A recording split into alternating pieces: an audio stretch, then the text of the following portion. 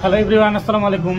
আজকে দীপ মামা, লুকায়ও না মামা, ইকরাম মামা, দিগন্ত, এই তিনজন গেছে লাল পাহাড় অফরোডিংয়ে। এখন আমার গিয়ে ফোন দিছে, মামা আসো।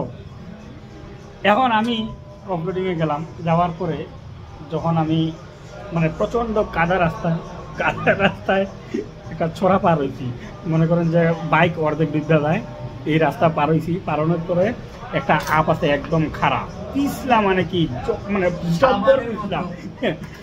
ওই জায়গায় কি করছি, ফুল পিক আপ দিছি, ফুল পিক আপ দিয়ে আমি উঠে গেছি।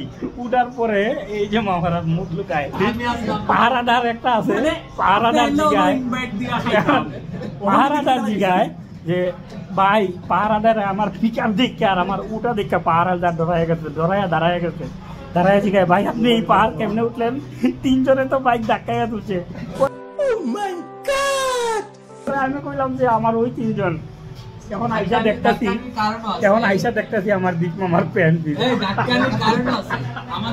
আমার দিগন্ত মামার প্যান্ট, ইকরাম মামার হাতে একজন পরে লাস্টের দিকে আমি তুলে দিছি তাদের। এখন আপনারা যদি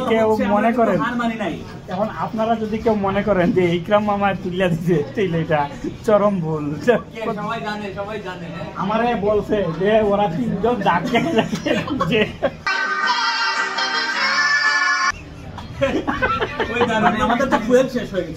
আচ্ছা, ওরা তিনজন বাইকে ডাকে তুলছে আর আমি ওই জায়গায় একা তুলছি। আমার পিক আপের ঠেলায় দারোয়ান দাঁড়ায় গেছে, দাঁড়ায় উঠে ভাই আপনি কেমনে উঠলেন? এটা ওরা তিনজন তো ডাকাইয়া তুলতে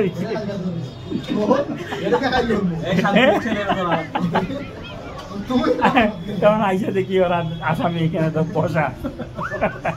লগে আমি আরেকটা ভিডিও দিব, আপনি এটা এড করবা।